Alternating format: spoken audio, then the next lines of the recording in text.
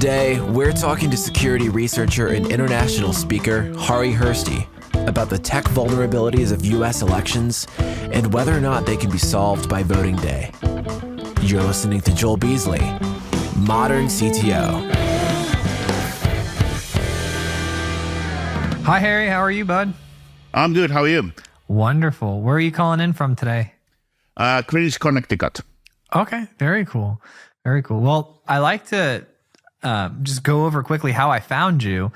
I was reading an article on Politico, and it said the nation's best hackers found vulnerabilities in voting machines. I actually was on X, and I saw it. And then I clicked it, and it happened to be a Politico article.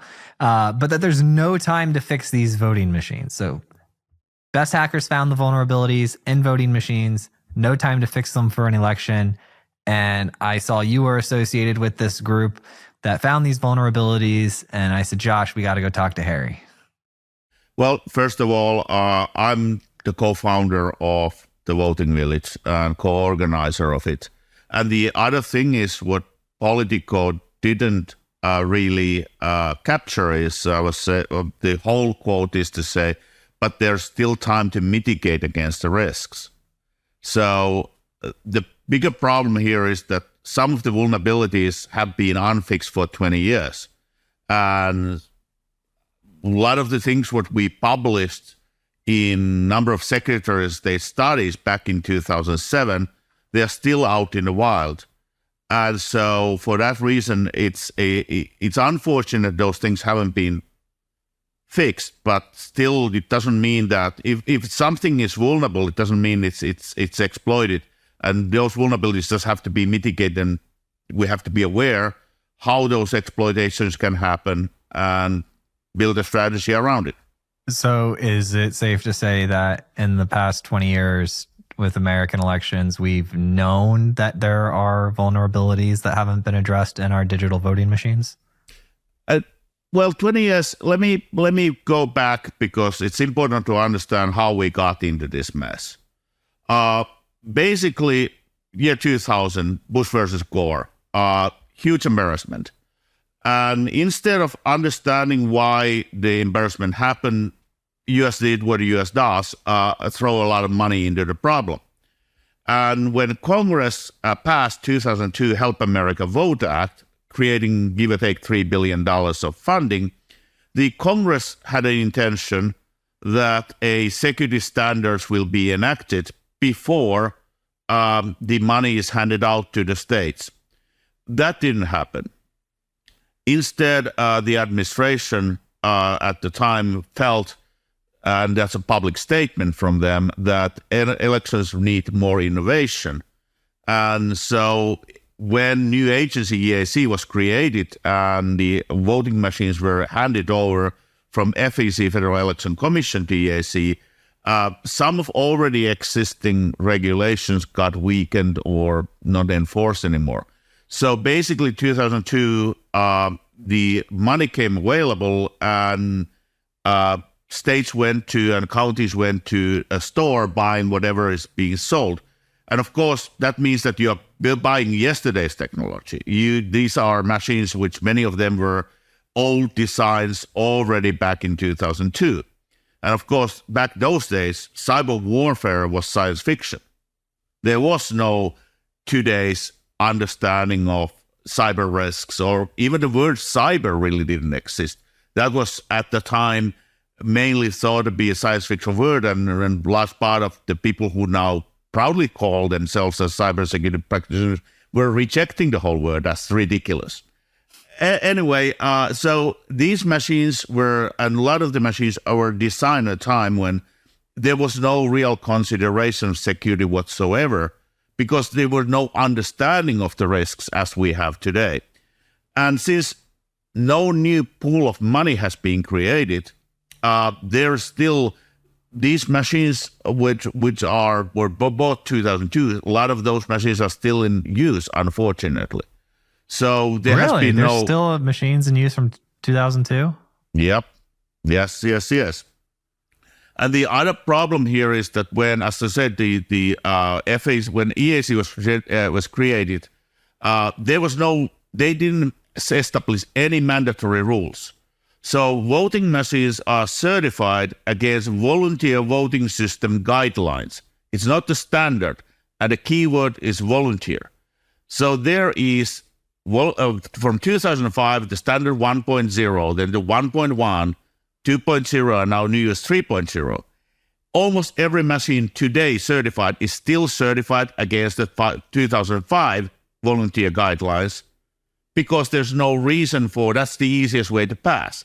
So there's no requirement for anyone to certify against 1.1 or 2.0 or 3.0. Everybody's still today going after the volunteer guidelines of 2005. And only 3.0 actually starts to implement some security measurements. 1.0 is just like a humidity test, drop test, safety means the voting machine shouldn't electrocute the voter or poll worker. So it's very unfortunate state of affair. So just to recap, so everybody is certifying still against 2005 guidelines, which is basically silent about any kind of security measurements. And even further, this model works in a way that vendor is paying the testing lab, not the government or the buyer. So there is at least perceived conflict of interest. But it's a volunteer. It means that the vendor can choose which standards are how the testing is done. That's crazy. It is crazy. And this is something what we as a security community has been flagging since we got involved. And basically, the security community only got involved in 2004, 2005 timeframe. So, but ever since, me and my colleagues in preventing crime and colleagues in trying to secure election, we have been voicing these concerns and the fact that self-regulation doesn't work. It's just the 20 years of this has proven that self-regulation doesn't work. Actually, even funnier is that some voting system vendors have been suing the states who have demanded a higher security standards, claiming that the states don't have a right to demand higher security because that will be giving an unfair competitive edge to other vendors. It's pure insanity. No other industry That's so crazy. is working like this, but this industry is. Are there a lot of vendors of these machines? Can I just go start a business and become a voting machine vendor? So there are 3 major players. Out of those, the 2 major players control over 80% of the market. And there is a multiple barriers of entry coming to the business. So that's why when 2005 happened and 2006 happened, there was a larger number of vendors. And after that, there have been market consolidation. Basically, 2 main vendors control 80%. One company costs about 10%. And the remaining 10 is then diversified between large number of players. Some of those are outgoing players who are basically still around but haven't made a new voting machine offering for 20 years. Some are new players. So that tells how consolidated the market is. That should be broken up from we have laws for monopolization, right? Well, there was a recent event where one player exiting the market was acquired by another one of the 2. DOJ intervened and forced the divestiture of the assets to the other one of the major players, who then back-licensed a lot of stuff, so basically nullifying the antitrust action. So the unfortunate thing I said, this is a classical example when the free market competition doesn't work because it's too consolidated, and because there is no regulation. Developing a better systems has not been financially making sense to vendors. So I don't know what is the logic why there is no improvement. Maybe it's just because there's no need for improvement because you can still use the 2005 volunteer guidelines. Which is an oxymoron, volunteer guidelines. It doesn't even really make sense. If you're going to have guidelines, make a standard. Well, this was a back then Bush administration who were feeling that this volunteer guideline will maybe cultivate innovation. Well, look, Harri, here's a question for you. Let's say I go start my own voting machine company, right? I happen to know, let's just hypothetically, like the governor of Texas, and I'm like, hey, Texas, we're going to make our own system. You guys are going to be my customer, and we're going to make this new voting system. And that's like really secure and transparent. And so we go build that and put that into Texas. Is that, first of all, can people just start those companies? Is there a legal barrier to entry? Like, or can I just become a vendor of voting machines? That's my first question. And my second question is, who is to say, like, my background is software engineering. I wasn't cybersecurity, but I built applications from the ground up. How does that information get relayed, and how do they know that what's coming to them from the vendor of the voting machines is truthful and accurate? So the first answer is it's unregulated market. So everybody who has deep pockets can start a voting system company. I personally have been involved in attempts to do that. The problem is that in order for get through all the bumps on the road, you are basically, after you have developed your product, you have to go through a number of different hops, after which will give or take at least year and a half, maybe 2 years. And number of states doesn't even allow you to start marketing to try to find if you have a customer before you have gone through those hoops. So as long as you have deep pockets, there's nothing stopping you to start voting system company. Nothing at all. There's no requirement to even be a U.S. company. So just go ahead and do it. The problem is really it takes a long time and it's expensive. And that is the reason why a number of states have been making exempts if a open source company would come to the market. If open source company would come to the market. And Texas is a good example because there was an initiative between one county in Texas, one big area of California, a couple other places to start a project of making a publicly funded open source voting system. And the way it died was because you have to basically in the Texas and California city were asking the vendors to in RFI, are you offering this modularly? And when everybody said yes, then this open source initiative say, well, we will do the hard parts, and then the county can buy the easy parts as a modules from the existing vendors. Of course, when the RFP came, nobody offered modular. So since the open source initiative didn't have a complete system, they were kicked out and it was too late to start over for the purchasing. So there's a lot of tricks in the book to prevent and have the barriers of entry high.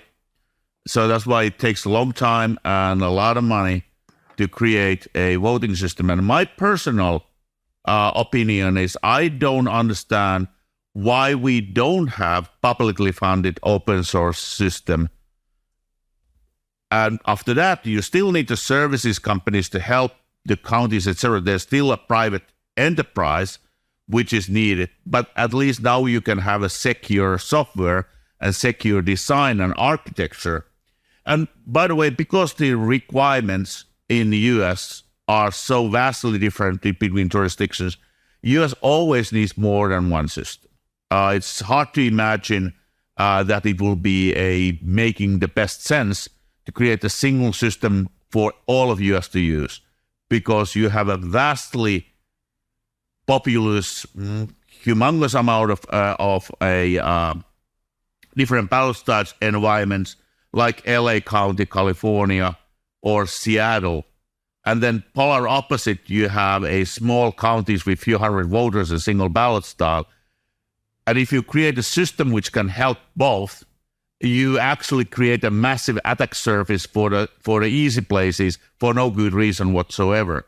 So US really needs 2 or 3 different code bases and systems to serve the best serve and most securely serve different kind of jurisdictions.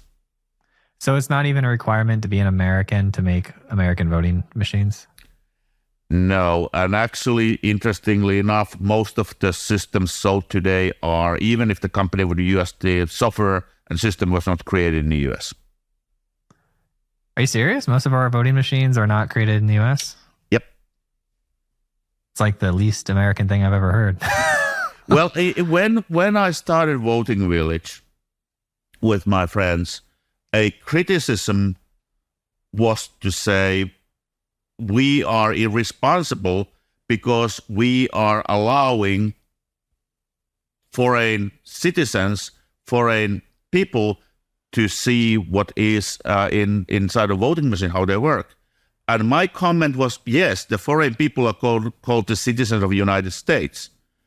Because, for example, the number two system, that system is coded in a former Eastern Bloc country, and their first customer was state of Mongolia between Russia and China. And I'm absolutely certain the good people of Mongolia are 100% respecting US copyright laws, because the copyright laws are the ones which were at the time were used to prevent Americans to see how the system works.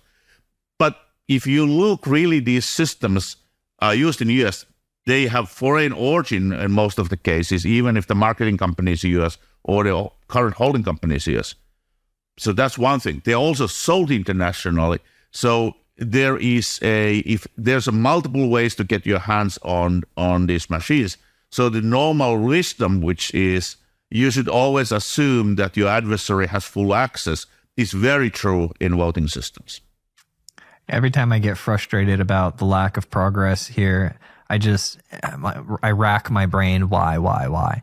And then I flip on the news and I see Congress and their average age is like 72. And I'm like, oh, that's why.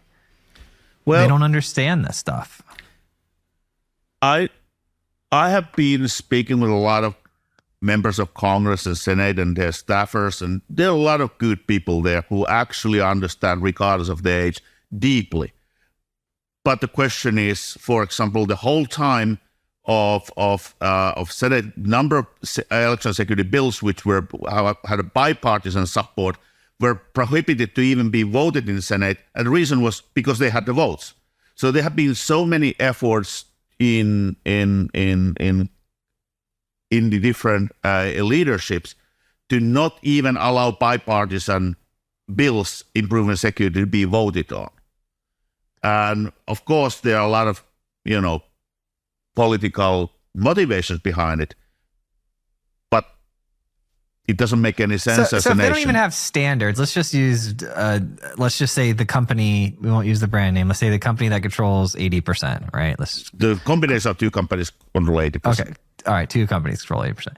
Let's say either one of those companies, let's call it Voting Co., right? So Voting Co. owns all of these machines and is responsible for 40+%.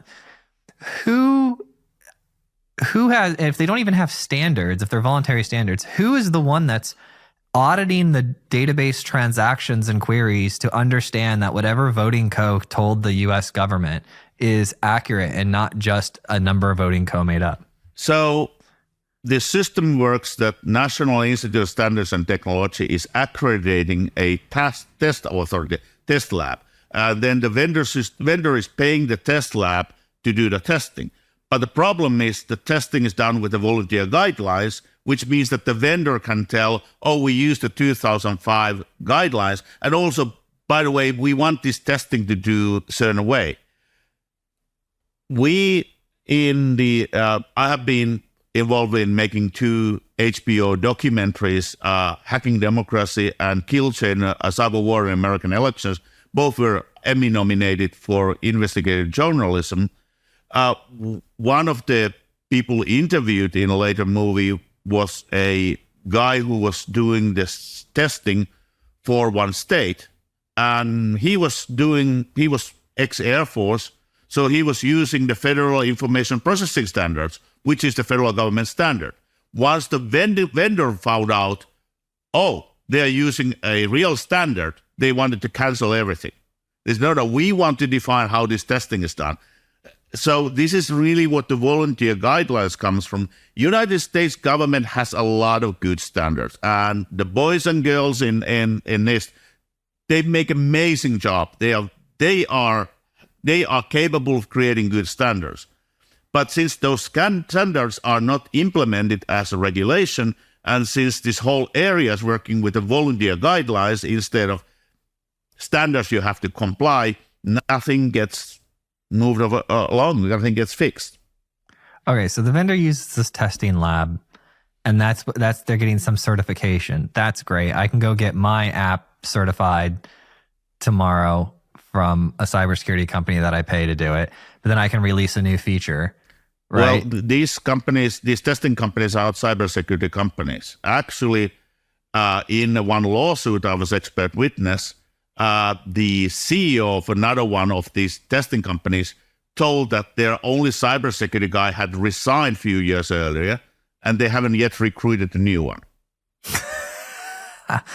Okay, so just I want to really try to get a direct, I really want to try to get this down. So I'm a voting machine company. I go and I get my approval through, I'm a vendor. I go get my approval through the testing company, whatever that may be. The test comes. Now say day of election comes. Okay. The votes are cast. And now that data has to transmit from my systems to somehow convey that to the state systems or to whoever, whatever the election is. Who is monitoring that database transaction? So, voting systems. So in the United States, elections are run by the states. And you have two different kinds of states. You have bottom-up and top-down state. And actually, you have bottom-up and top-down in election and voter registration. They might be going different directions.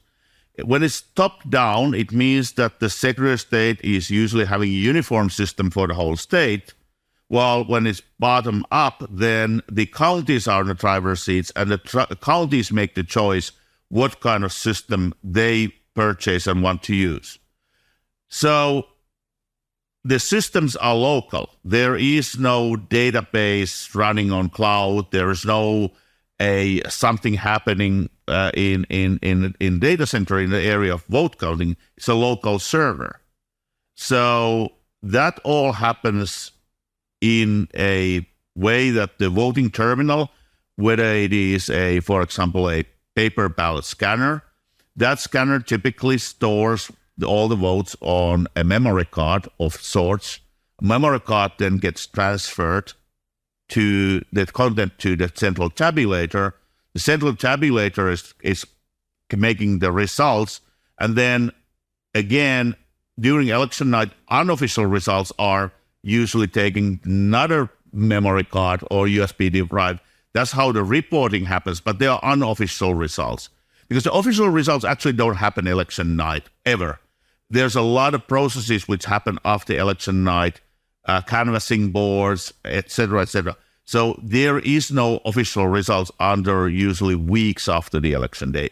When everything is landslide, everything is clear, there's no reason to believe everything is wrong, it still takes weeks. And that will always be. And that's a good thing. That is a good thing.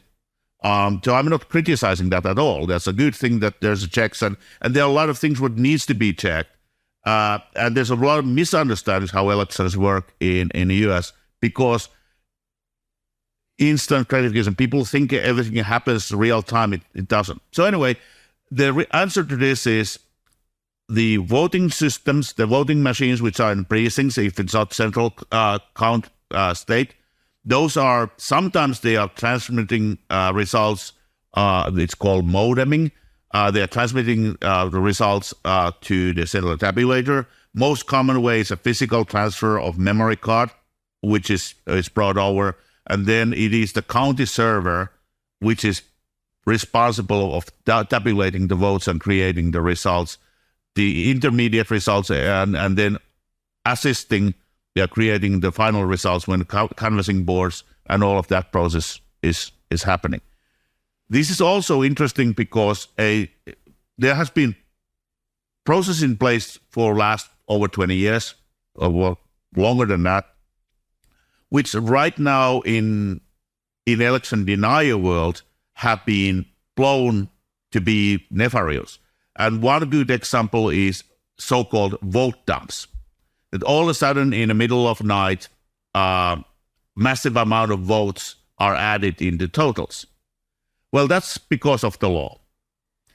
The very common law in the US, in order to protect voter privacy, is that the ballots are divided into batches. Batch is just an artificial selection of 100 ballots, for example, and those 100 ballots, when they are bind together, they have to stay together, which means that in order to protect voter privacy, none of those 100 ballots get reported until all of the ballots get reported.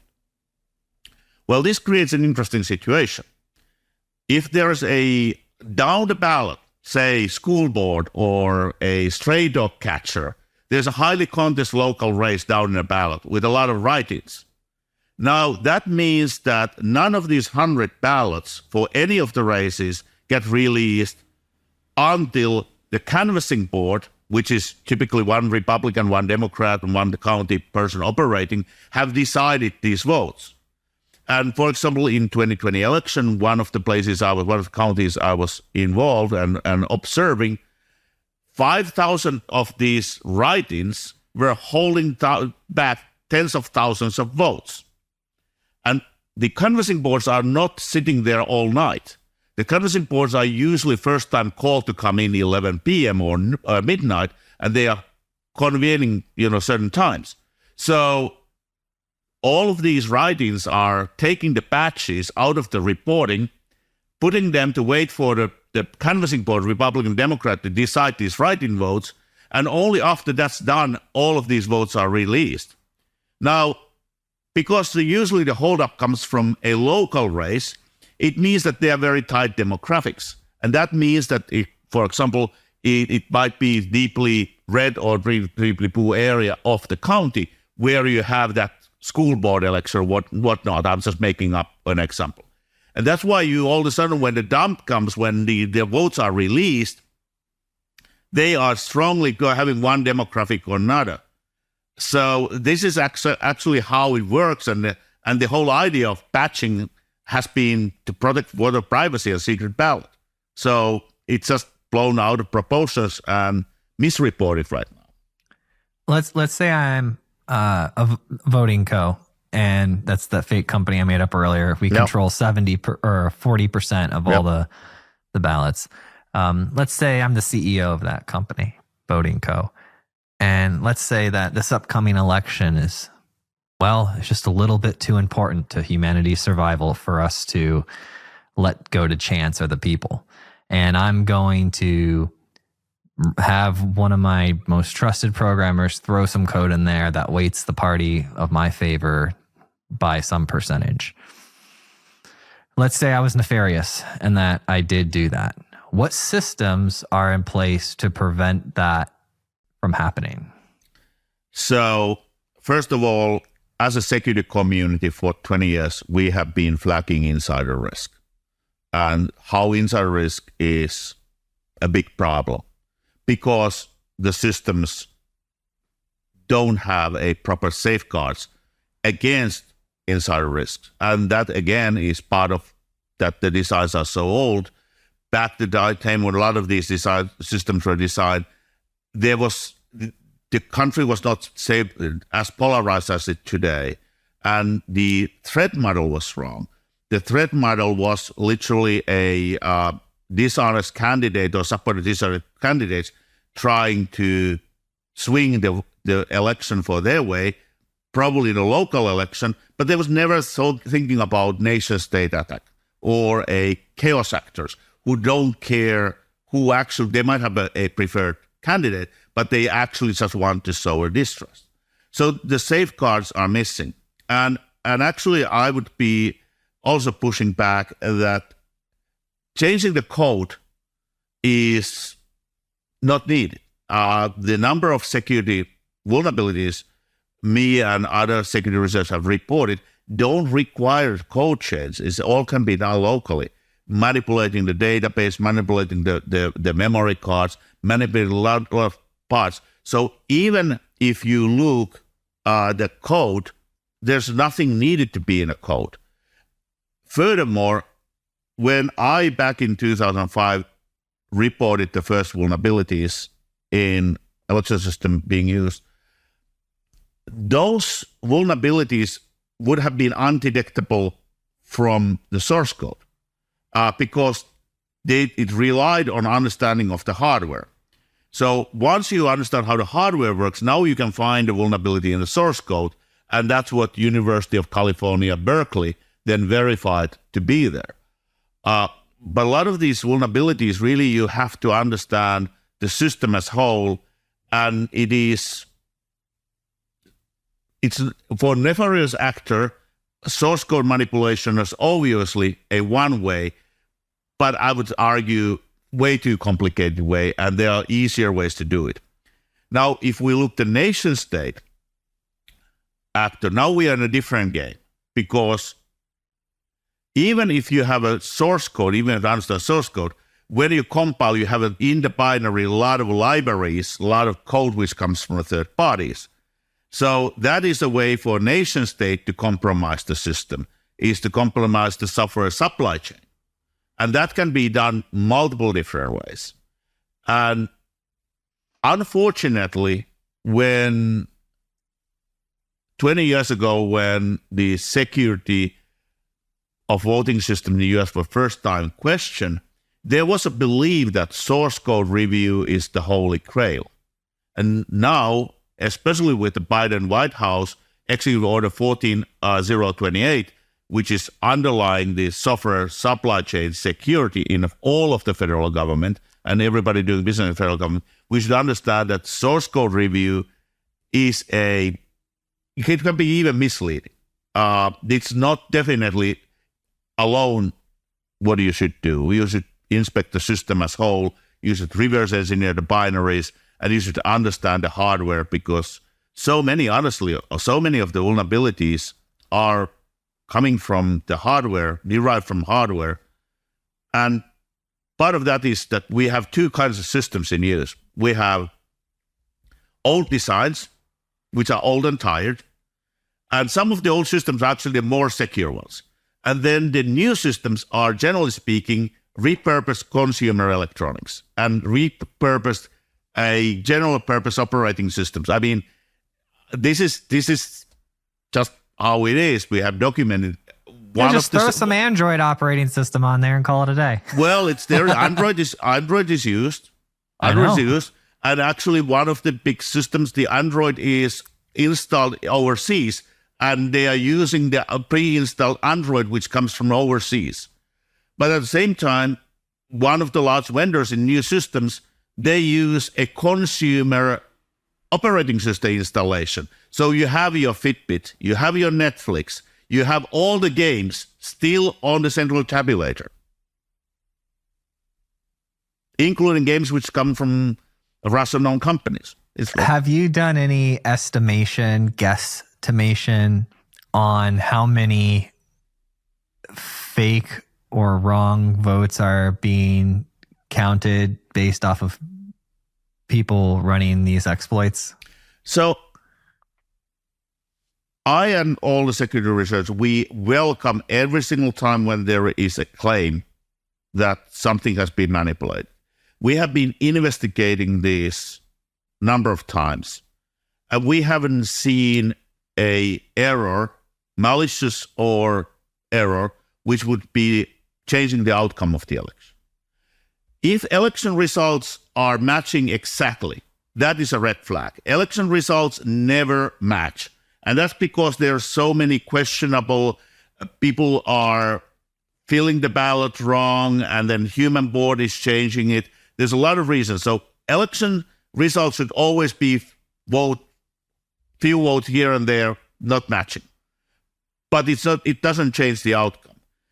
In Rockingham County, so this is a reason which I got death threats and all the other fun stuff.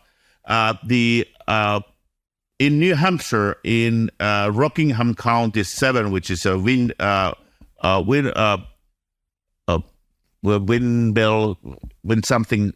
township, they had the biggest numerical difference in votes in history. And what happened, that was down in the ballot, 8 candidates vote for 4. 4 Republicans won. 1 Democrat woman was so close that she asked for a recount. And in New Hampshire, they have great systems. We always get the recount. When recount happens in New Hampshire, everybody gets more votes. That's the rule. Because people are not interpreting the ballot and not feeling it right. And now when humans are looking, the voter intent is clear. So everybody should get more votes. In this recount, the 4 Republicans got about 300 votes each more.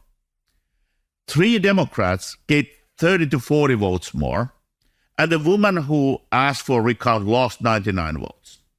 So first of all, the 30 to 40 votes more, it was expected, not 300. And also losing votes is never heard of in that scale.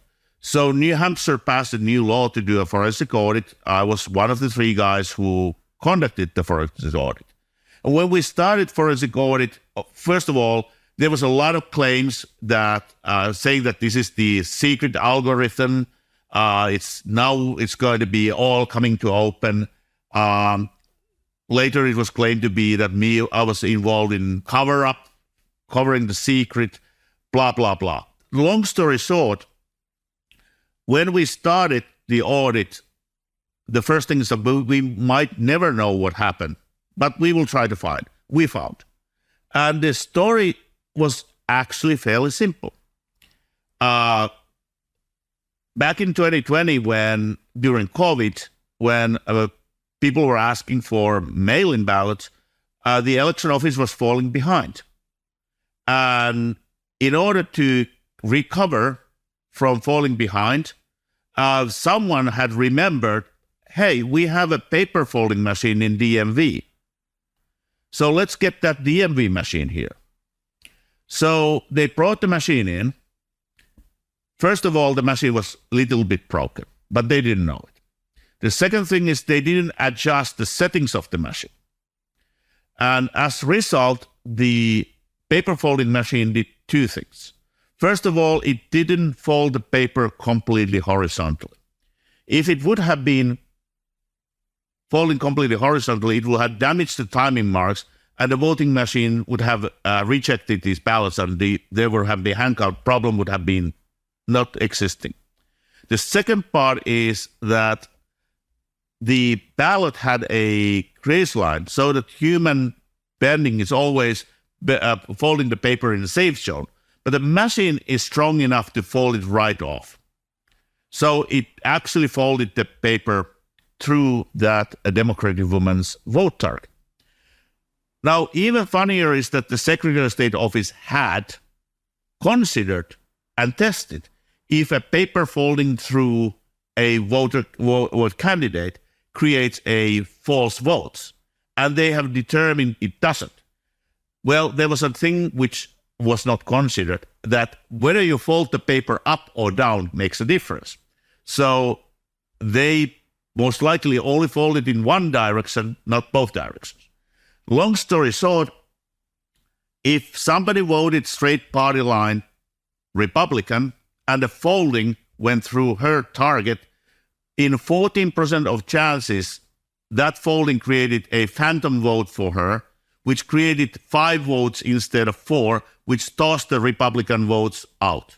If somebody didn't vote for her and didn't vote already for 4, it created a phantom vote for her. So this explained both directions. Even further funny is that because it was high turnout, that Windham was the name of the township, had brought a spare machine they don't usually use to be used in that. And that spare machine, even when they had paid for annual maintenance, probably had never been cleaned. And inside of the machine was a residual from printing process powder. And that powder didn't create the problem, but it amplified the problem. So we found the reason completely non-nefarious, absolutely nothing to do with the voting machine itself. And we also did verify, we audited also the Senate and governor race, and we actually recounted every other vote. For example, the presidential race, I think the difference was 2 votes. So again, even if when the error was the largest numerical error in history there, 300 votes, it didn't change the outcome. And we found out the reason why the error happened, which was absolutely non-nefarious. If you wanted to be nefarious and change the outcome of elections, what would you do? Well, there are a number of security recommendations which have come out of my own security studies, where we have been identifying what are the key weaknesses. And for example, in certain systems, that is the memory card. So you have to put the physical security in place to guard the memory cards, because that is the weakness. Every system have their own weakness. So you just have to identify weakness and then mitigate against it.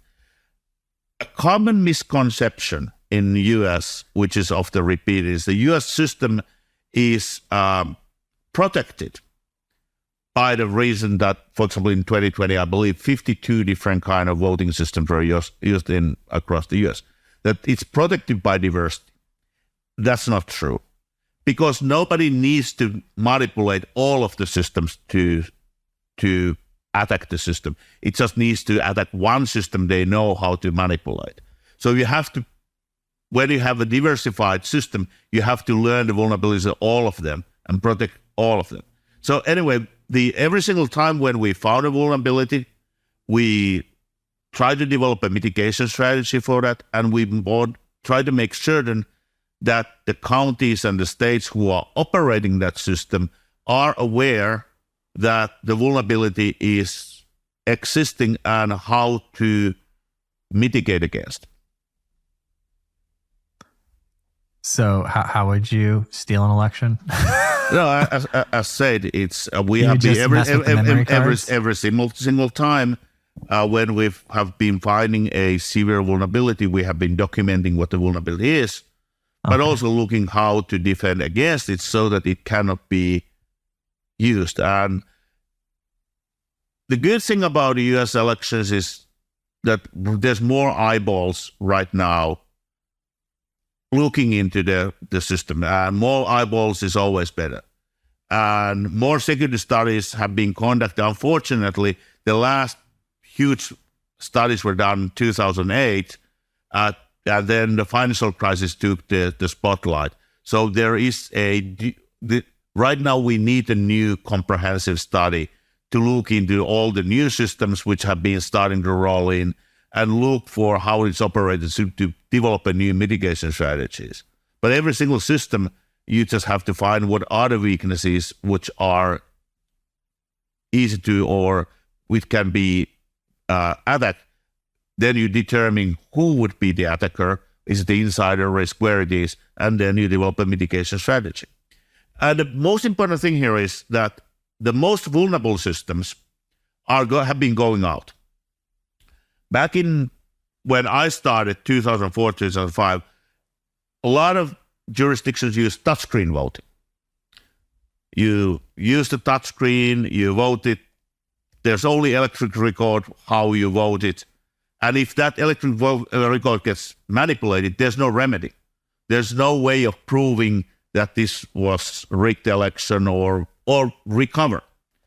Today, almost all jurisdictions use paper ballots, which allows, first of all, if there's a question about the election results, you can go and use either recount, as Windham did, or risk limiting audit, which is a very labor-efficient way of statistical method prove that the outcome of the election is right. It doesn't mean that every vote is exactly right, because that's last vote is never right, but it shows that the outcome is correct.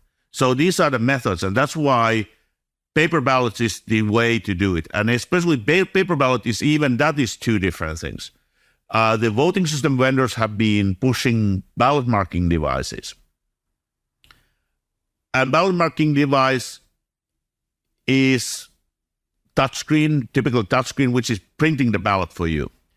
That is not as good and not nearly as good as a hand-marked paper ballot where the voter is using a pen and marking the ballot themselves.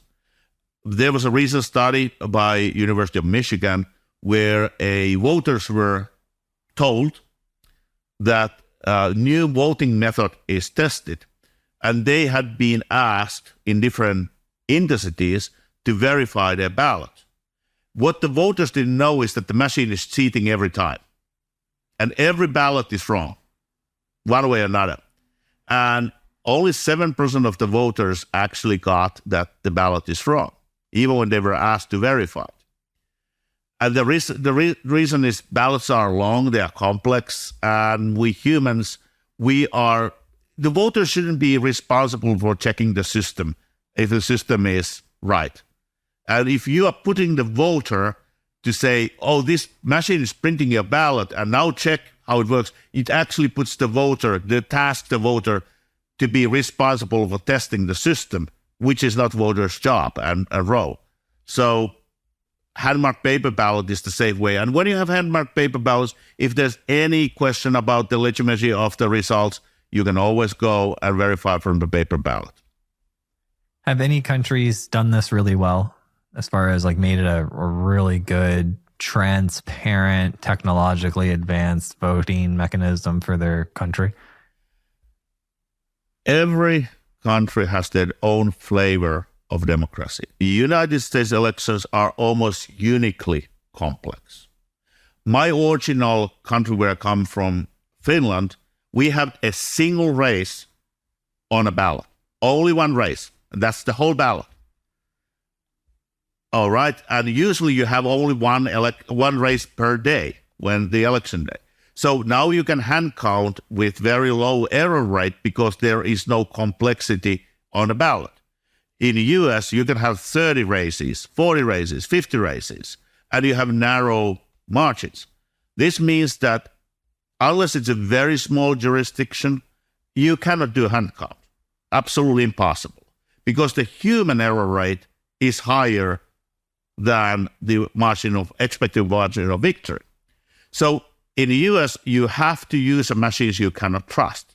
It is really, instead of trust but verify, it's never trust and always verify.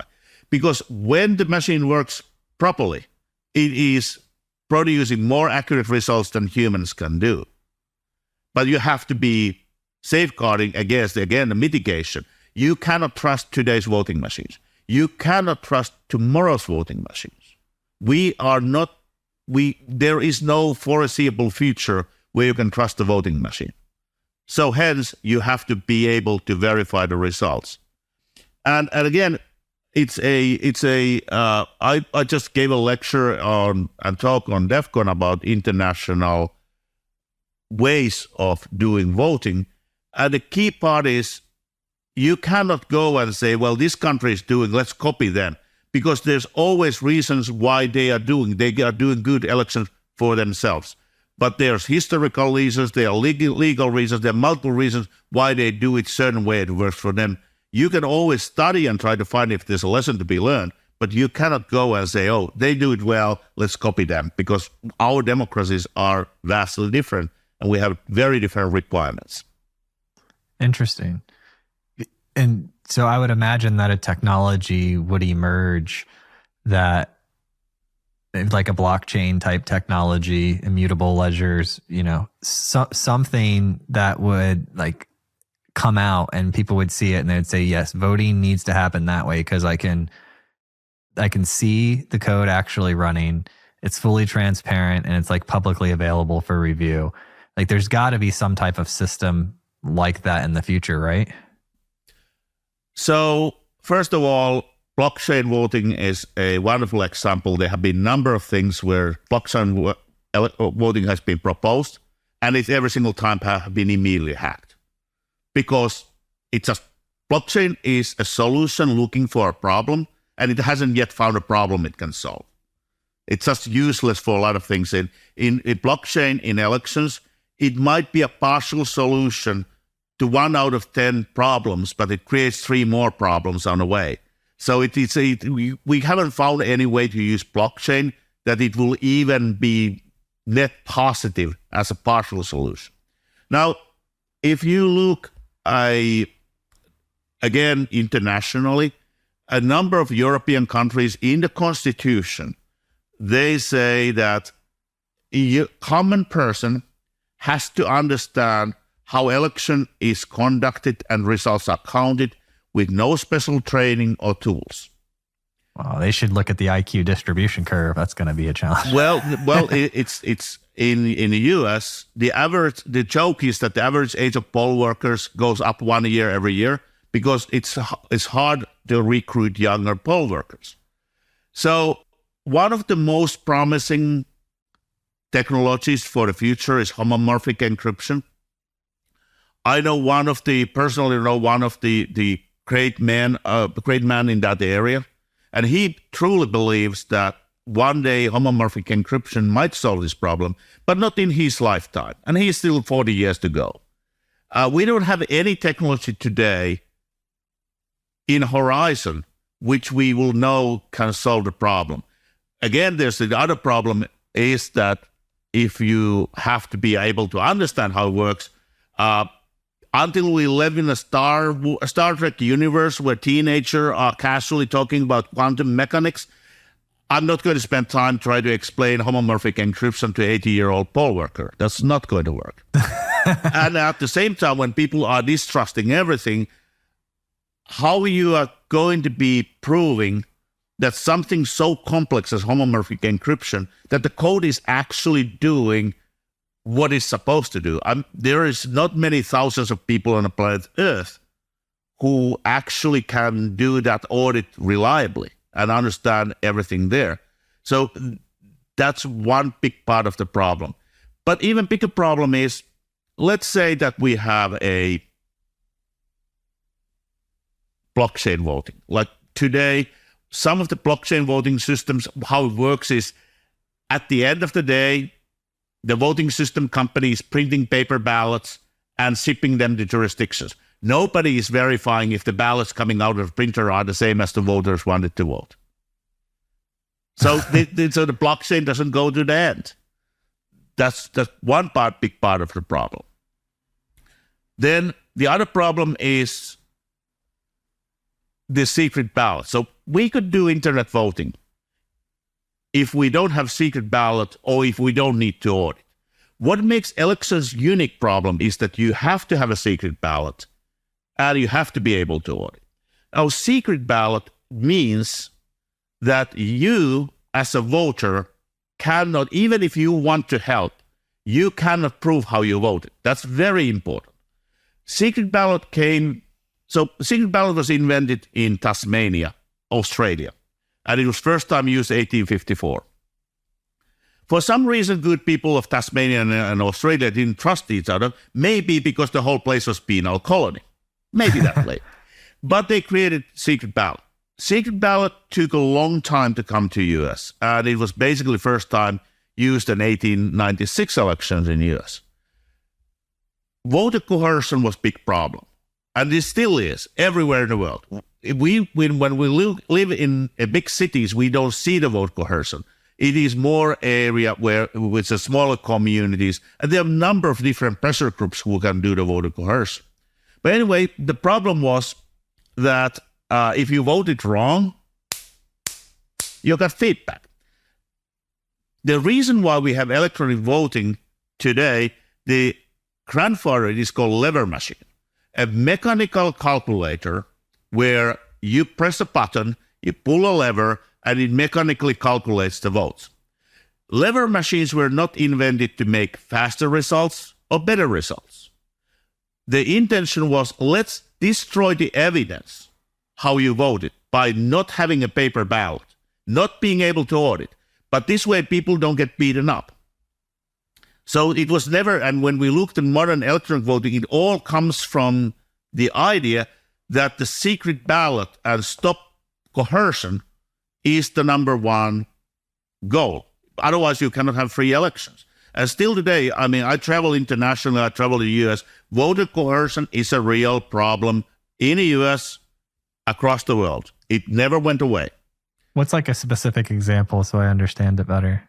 So, first of all, if you can be coerced to vote certain way by whatever is your neighboring area, so that's voter coercion. Is you get beaten up if you don't vote a certain way, or alternatively, vote buying and selling, which both are felonies in the U.S. If you can prove how you voted, now you can sell your vote because you can prove you get your own end of bargain. Because why would somebody pay you if they don't know you are handling your end of the bargain? Oh, that's interesting. And by the way, vote buying and selling are a lesser problem. Again, when I am helping so many of Secretary of State, when you are speaking with Secretary of State, almost every single place, sooner or later, voter coercion comes as one of the topics. It's a real problem. And it's a real problem. Help me. I'm still not getting it. I'm sorry. I'm slower than some of the other kids in the class. So what's like, is it me telling someone, like, I don't know how anybody votes because you do it in the booth and you can't see. If you do mail-in voting, now you're voting home. Now your friend can check your ballot. But people do that? Oh, so in one country where they have been trying internet voting, they have an idea that you can vote as many times as you want, but your last vote counts. And after internet voting, you can still go in-person vote and it will delete your internet vote. So in that country, when I was doing security review, I did what I do in that kind of places. I go to ask taxi driver how this works. Mm-hmm. Well, taxi driver told, the last day of internet voting, we have voting parties. Everybody goes to bar, all put their mobile phones to big bowl, and everybody votes with one laptop, and your friend is checking out that you did the right choice. Good. Now, the election day happens to be Sunday. And on election day, it's so important day, the church services start very early in the morning. And there's special program in church until the polls have been closed. So I literally went after this taxi driver advice to see the voting party. I had to see in my own eyes, is this real? And it was real. It was real. And this is still a very advanced country. When I'm speaking with different Secretary of State, it comes with a different flavors. It comes with a whether it is your working place, whether it's your religious group, whether it's whatever is the group, but it is group effort in that sense. But also, unfortunately, a lot of things happen. Not only it's a close group, but it comes in your family. It is when you look voter coercion, you're looking for people closest to you. This is complete news to me. I guess my personality type doesn't yield itself well to this because I'm involved in a church. No one would ever do anything like that culturally, like at our church. Getting beat up is like, it's hard for me to even imagine that. It's like somebody get in a fight over a vote. And then at work, I own a business and we've got employees and things like that. Like the idea that we would ever pressure anybody to vote any specific way is completely foreign. I believe you. Yeah. I believe this happens. There's cultures I don't understand. There's unique and different stuff everywhere, right?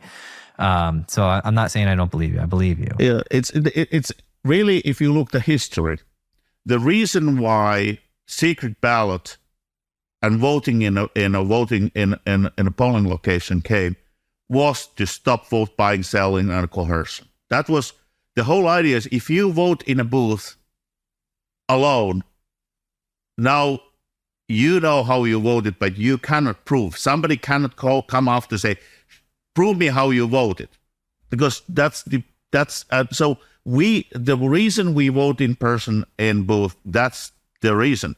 And when you look again, in one study when in one state where they increased access to mail-in ballot is not bad. But when there was a study conducted asking, what do you feel about it? The most common answer is, I don't know, my husband took the ballot. That was number one answer. Really? Yeah. That's interesting. So again, it's a people closest to. So I personally, my belief is voting in person with a hand-marked paper ballot is the best way to vote. And then second best is mail-in ballot, because there is still safeguards. In mail-in ballot, the problem becomes vote buy and selling and coercion, not ballot harvesting, which is because actually a number of states ballot harvesting is legal. It's not illegal at all. You can actually help deliver ballots, but mail-in ballots do have certain problems, but the problems are really closest to your home. And mail-in ballots were used in Iraq War, in Vietnam War, in Korean War, in World War II, World War I, and in the Civil War of U.S. So mail-in ballot is not bad, but it is, again, the problem. You have to understand what is the problem, and the problem is mainly closest to you. It comes from vote buying and selling, and it enables the coercion of the voters. That's the problem. And again, I said, it's every community is different, and every country is different. And as a European, I had a perception that a voter coercion is not that common. I knew it happens in smaller communities in Europe, but I thought it is a marginal problem until I started getting involved with the election, and I understood, no, it's not a marginal problem, and no, it's not a marginal problem in the U.S. So as we start to wrap up, just trying to... And again, let me just say one thing. Yeah. If you could vote on a mobile phone or internet, it creates, again, more ways of voter coercion, more ways to vote buying and selling. And that is the problem. We have already in U.S. websites where you can trade your vote. So basically, I'm living here, you are living there. Let's swap the votes, because I cannot vote there and you can vote here. Is this legal? Absolutely not legal, but it's happening.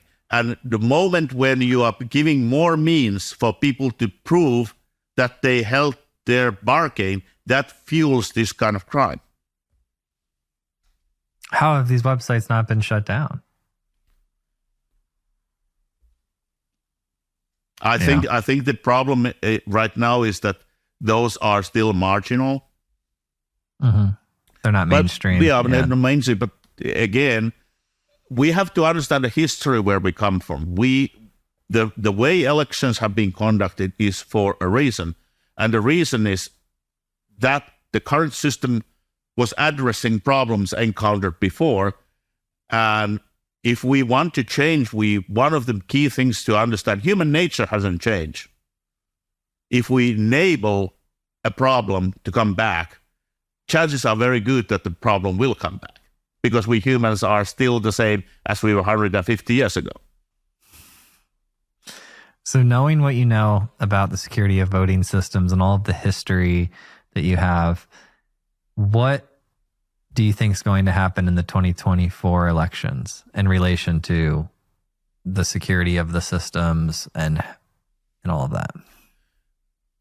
Still, my biggest worry is misinformation and disinformation, malinformation campaigns, and undermining the trust.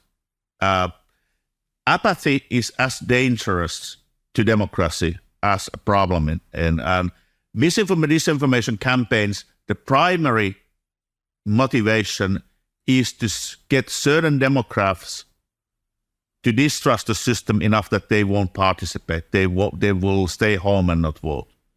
So no matter we need to study, we need to improve the system, and nothing should discourage you from voting. Because, again, democracy is participation.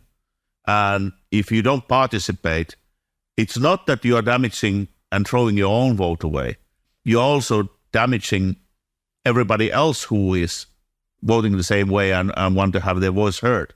This is the same reason why it's a false way of thinking, saying, well, if I accept the risk to vote internet, why can't I, if I accept the risk, an insecure way of voting, why can't I just accept that risk and vote insecurely myself? The problem is there's only one result. And if you vote insecure method, it pollutes the whole pool and it disfranchises everybody else because there's only one result. It's not your personal vote. It is the result which is the combination of all the votes cast. So again, participation is very important. And my biggest worry is, again, claims of rigging, claims of hacks, claims of everything which didn't happen. And I think that'll happen on both sides, to be honest with you.